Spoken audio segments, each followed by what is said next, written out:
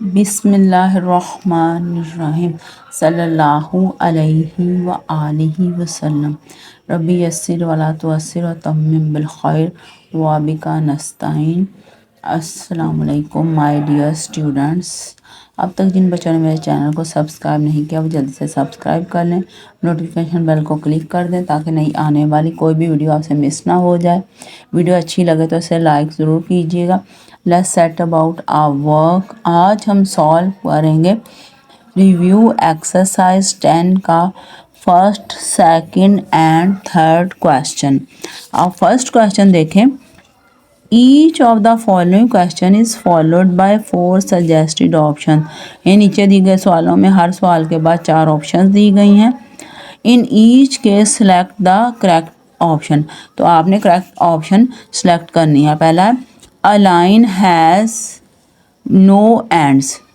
Line का कोई and नहीं होता। अ रे हैज़ वन एंड। रे का वन एंड होता। A line segment has two ends, two end points. अब देखें ये एक लाइन है, इसका कोई एंड पॉइंट नहीं होता। दोनों तरफ एरोस के निशान का मतलब इधर को भी से बढ़ा सकते हैं, इधर भी बढ़ा सकते हैं। ये लाइन सेगमेंट, इसका एक ही एंड पॉइंट है, इसको इधर को नहीं हम बढ़ा सकते। और ये भी इसका एंड पॉइंट है, इसको इधर को नहीं हम बढ़ा सकते। यानी इसकी कोई लंबाई दी होगी 5 सेंटीमीटर 7 सेंटीमीटर, उतना ही लंबाई से रख सकते हैं। लेकिन ये जो लाइन होती है इसका कोई लंबाई लंबी नहीं होती, अपनी मर्जी से इतनी मर्जी लंबी लगा लें। ये लाइन सेगमेंट की हमारी लंबाई मालूम होती है। रे है, रे देखें इसका एक ये पॉइंट है, इधर को हम इसे और नहीं बढ़ा सकते, लेकिन इधर को हम बढ़ा सकते हैं जितना मर्जी बढ़ाते हैं। तो इस अब आपको समझ आ गई होगी पहले 3 क्वेश्चंस की। अब नेक्स्ट देखें। For the basic angle in the construction of geometry 60 का एंगल सबसे पहले बनता है, उसको हाफ करके फिर हम बना लेते हैं। 30 को हाफ करते हैं तो हम 15 का बना देते हैं। इसी तरह हम बनाते हैं। तो ये बेसिक एंगल होता है। सबसे पहले बच्चे ये बनाना सीखते हैं। मैंने भी आपको सबसे पहले ये सिखाया था।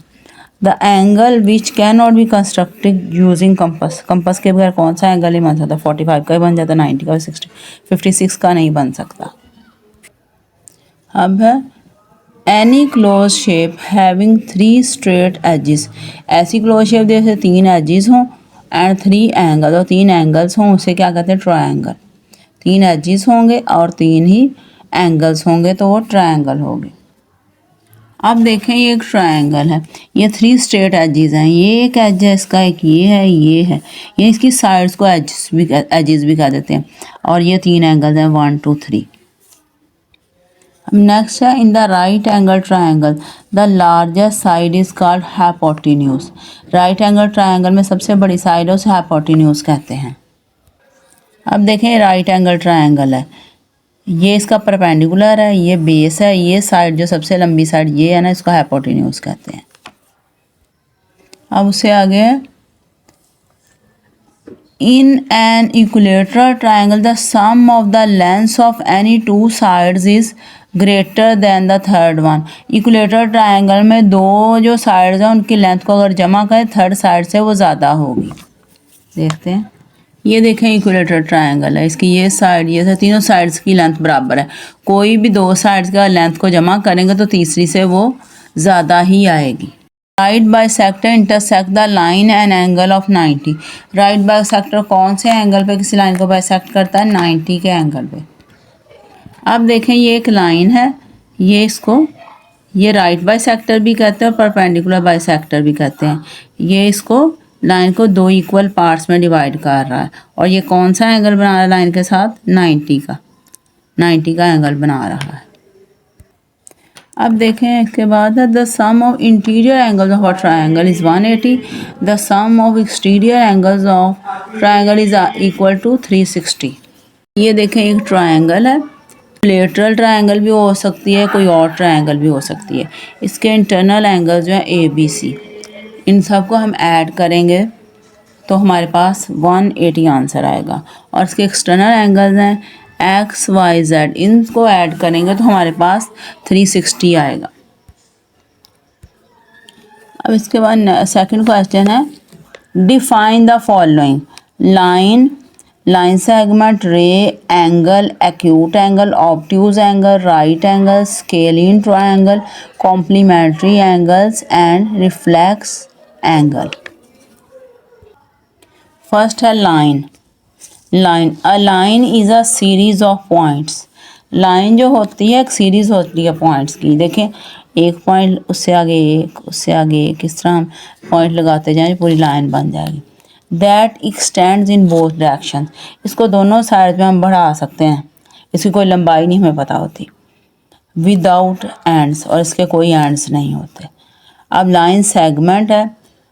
अ line segment is a part of line. ये किसी लाइन का हिस्सा होता है, यानी ये एक लाइन है, इसकी लंबाई ने इसमें से हम इतना हिस्सा काटने 2 सेंटीमीटर, 3 सेंटीमीटर, 4 सेंटीमीटर का, वो लाइन सेगमेंट बन जाएगा. उसकी लेंथ का हमें पता होगा, लेकिन लाइन की लेंथ का नहीं पता होगा. विद फिक्स्ड एंड पॉइंट्स, और इसके एंड पॉइंट्स फिक्स होते हैं ए और बी. फॉर एग्जाम्पल 5 सेंटीमीटर लंबी लाइन है तो उतनी ही इसकी लेंथ होगी और इसके पॉइंट एंड पॉइंट फिक्स होंगे. ये नहीं होगा कि हम इसे बढ़ा सकें दोनों साइड से. इसलिए ये फिक्स एंड पॉइंट्स है. इधर कोई एरो नहीं, इधर एरो होता है, उन्हें आगे बढ़ा सकते हैं. उसके बाद है ray. A ray is a line with one end point. Ray का एक एंड पॉइंट होता है, जैसे ये ए है और ये वाला एंड पॉइंट, इधर को इसको बढ़ा सकते हैं, इधर को नहीं बढ़ा सकते. Angle. An angle is formed by 2 rays or lines. Angle 2 rays, जैसे ये 2 रेज हैं ओ ए और ओ बी, इनसे मिलके बनता है, या 2 लाइंस भी इन्हें कह सकते हैं. Having a common and point, और ये वाला इनका एंड पॉइंट कॉमन है, यानी इस रे का भी ये पॉइंट है और इस रे का भी ये पॉइंट है, और इस पॉइंट को हम वर्टेक्स कहते हैं. Angle. An angle is formed by 2 rays or lines. एक एंगल जो है 2 रेज या 2 लाइन से मिलकर बनता है. Having a common and point, जिनका एंड पॉइंट कॉमन है, जैसे ओ है, और इसको वर्टेक्स कहते हैं. जैसे ये ओ ए एक रे है और ओ बी, दोनों से मिलकर एंगल बना है. ये ओ पॉइंट इनका कॉमन है और इस ओ पॉइंट को वर्टेक्स कहते हैं. उसके बाद acute angle. Acute angle, an angle which is less than 90 degree. 90 degree से कम जो एंगल होता है उसे कहते हैं acute angle. Is called an acute angle. For example, measurement of angle A O B is 45 degree. A O B 45 degree का angle है, इसे एक्यूट एंगल कहते हैं. इसकी शक्ल दाल जैसी होती है. दाल इस तरह का भी हो सकता है, ऐसे भी दाल की तरह हो सकती है, और ऐसे ऐसे भी दाल, किसी भी शेप में दाल हो तो उसकी शेप ऐसी होगी एक्यूट एंगल की. Obtuse angle. ये ऑब्ट्यूज एंगल है. N angle which is greater than 90 degree is called an obtuse angle. एक ऐसा एंगल जो 90 डिग्री से ज़्यादा हो, उसे ऑब्ट्यूज एंगल कहते हैं. Angle P O Q is 120. ये पी ओ क्यू 120 डिग्री का है और ये 90 से ज़्यादा का है, इसलिए ऑब्ट्यूज एंगल कहेंगे. इसकी शक्ल रे की तरह होती है. ये देखें, ये रे जैसी शक्ल नहीं, इस तरह भी हो सकती है और इस तरह भी हो सकती है, इस तरह भी हो सकती है. रे जैसी शक्ल होगी. फिर है right angle. An angle which is equal to 90. एक एंगल जो 90 डिग्री का हो, 90 डिग्री के इक्वल हो, is called right angle. For example, measurement of angle X O L is in 90 degree. X O L 90 degree का है और ये 90 डिग्री है. इसकी शक्ल कैसी, एल जैसी. दुई ने एल ऐसे हो, एल किसी तरह भी हो सकता है, इस तरह भी एल हो सकता है, इस तरह भी एल हो सकता है, इस तरह भी एल हो सकता है. एल होना चाहिए, वो राइट एंगल होगा.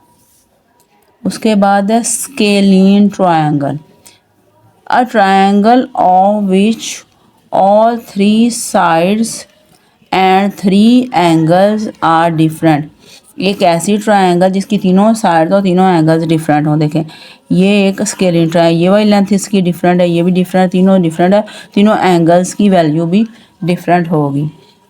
For example, triangle L M N is a scalene triangle. L M N एक ट्रायंगल है, वो स्केलिन ट्रायंगल है.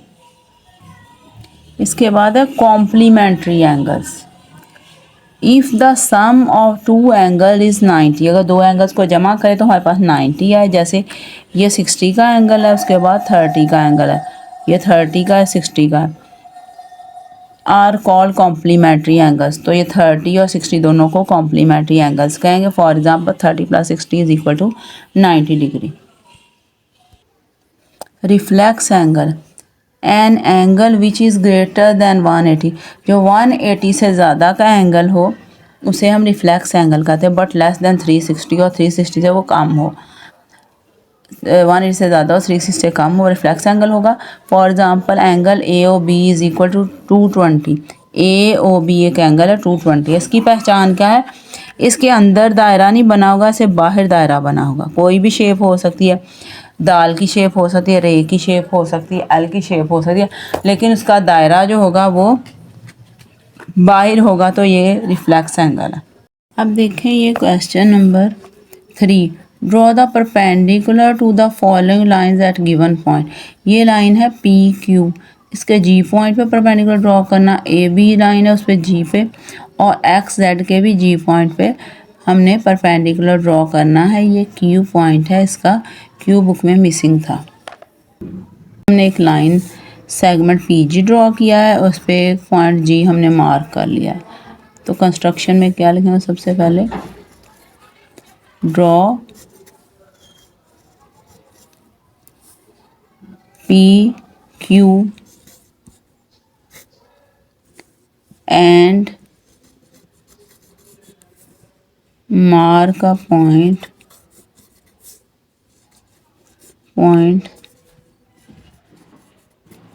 G on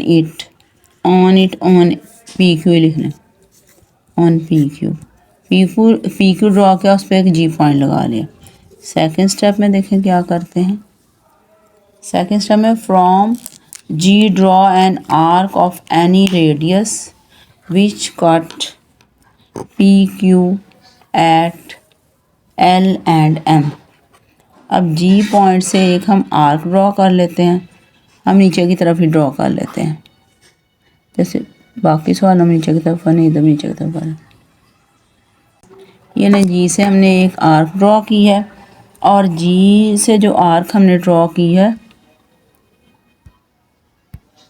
उसने L और M पे, ये वाला पॉइंट L है, ये M है, इधर PQ को उसने कट किया है।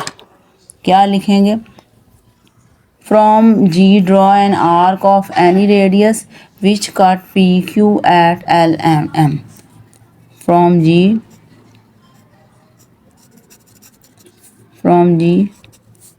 draw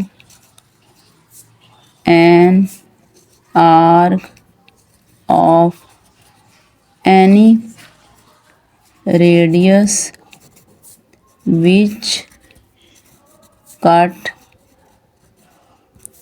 PQ at L and M। अब उसके बाद हम क्या करेंगे? L और M से हम दो आर्क्स लगाएंगे और थोड़ा सा ज़्यादा खोल लेंगे, पीछे से थोड़ा ज़्यादा खोला, और एक L से हम आर्क लगा देंगे, ये L पॉइंट से एक आर्क लगा देंगे और एक M पॉइंट से लगा।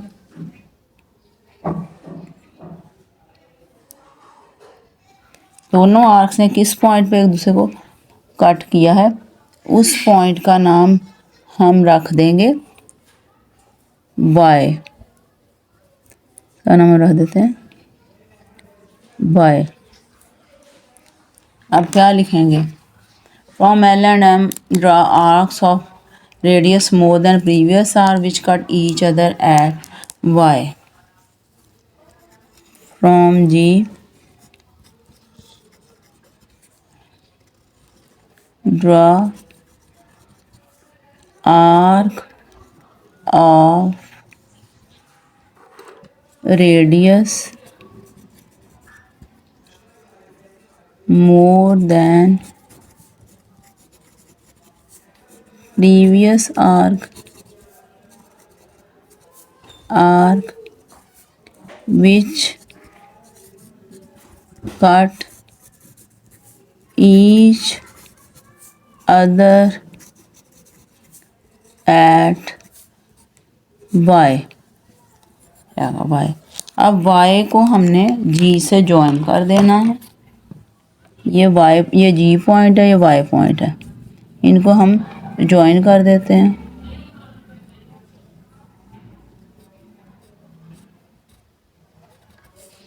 ये सीधी लाइन भी लगा सकते हैं।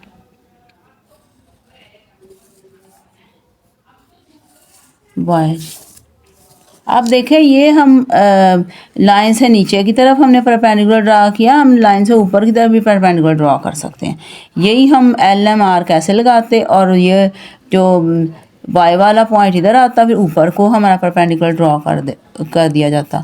तो किसी साइड पर भी हम परपेंडिकुलर ड्रा कर सकते हैं, क्योंकि बाकी क्वेश्चन में हमने इस डायरेक्शन में किया है तो इसलिए मैंने इस डायरेक्शन में कर लिया ताकि आपको कोई प्रॉब्लम ना हो उसे याद रखने में। अब हमने join G and Y, join G and Y. Y जो है ये हमारा परपेंडिकुलर है इस पॉइंट जी से, और किसके ऊपर है, पी क्यू के ऊपर है। G Y is required GY is required perpendicular from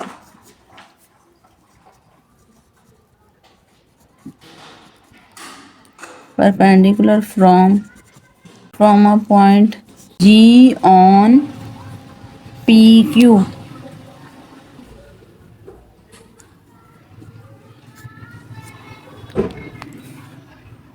अब सेकंड पार्ट देखें, इसमें क्या है, एक लाइन सेगमेंट और जी पॉइंट उससे अबव हमने मार्क किया हुआ है। तो पहला स्टेप क्या लिखेंगे, draw A B line segment, mark a point G above and mark a point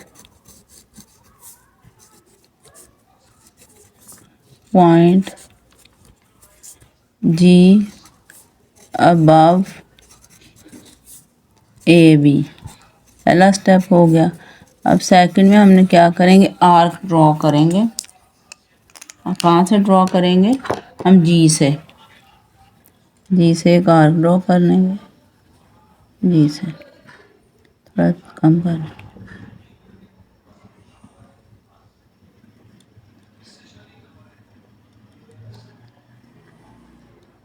arc draw करें। अब इस आर्क ने एल और एम पे ए बी को कट किया। From G draw an arc of any radius which cut A B at L and M. From G draw an arc of any radius which cut AB at L and M। Third step में क्या करें, L और M से थोड़े ज़्यादा radius की हम arcs draw करेंगे। थोड़े ज़्यादा की भी कर सकते हैं, उतने की भी कर सकते हैं, ये हमारी मर्ज़ी होती है। तो हम ज़्यादा की कर लेते हैं, ज़्यादा अच्छा वो ड्रॉ क्लियर हो जाती हैं आर्क्स। एक एल से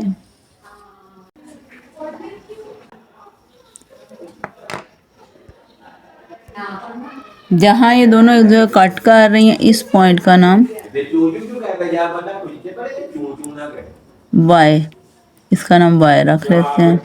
अब जी को वाई से हम ज्वाइन कर देंगे।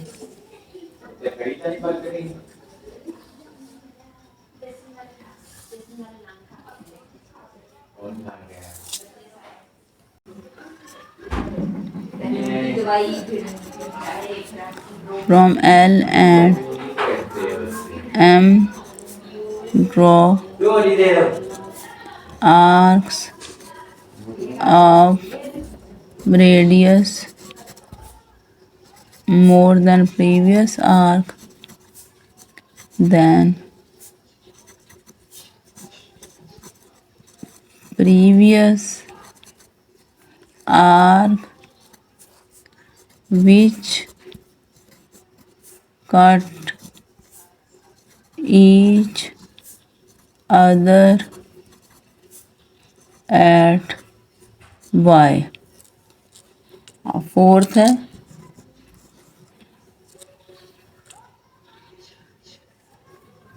join g and y,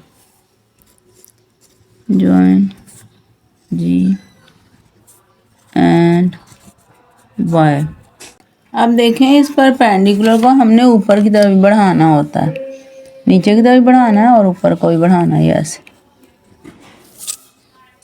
y is required perpendicular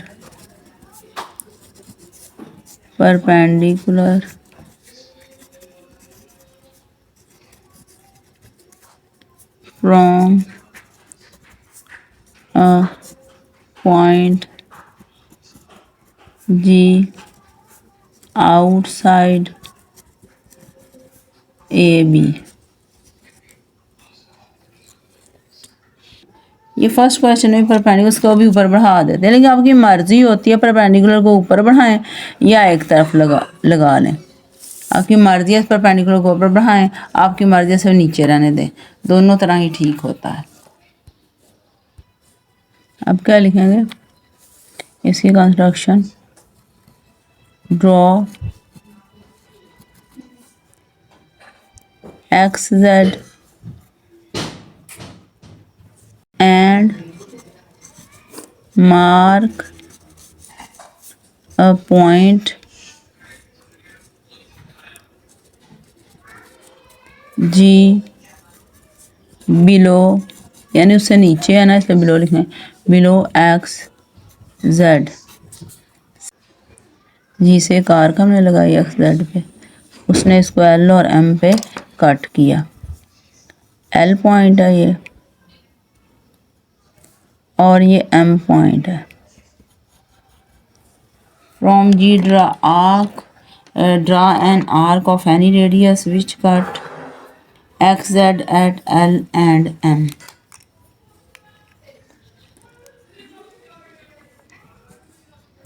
from G draw an arc of any radius which cut xz at L and M। अब देखें L से एक आर्क ड्रॉ करेंगे और एक M से, जहाँ पे ये दूसरे को कट करती हैं उस पॉइंट का नाम हम y रख देंगे। y और y को अब हम g से मिला देंगे, y को g से हम ज्वाइन कर देंगे। और आपकी मर्जी होती है उसे नीचे की तरफ बढ़ाएं या ना बढ़ाएं। From L and M draw arcs of radius more than previous arc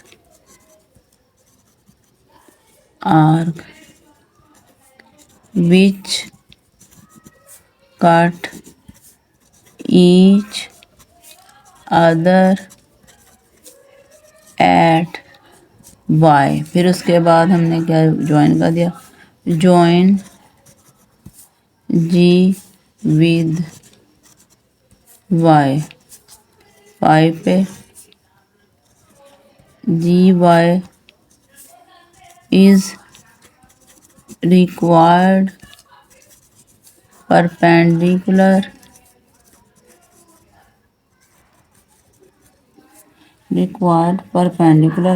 from a point G outside xz from a point g, outside xz भी लिख सकते हैं, बिलो xz भी लिख सकते हैं, बिलो xz। ये आपका थर्ड क्वेश्चन के तीनों पार्ट्स कंप्लीट हो गए हैं। At the end, I would like to say, my dear student, please like my video, subscribe my channel and click the notification bell so you don't miss out on new video. That's all. Allah Hafiz.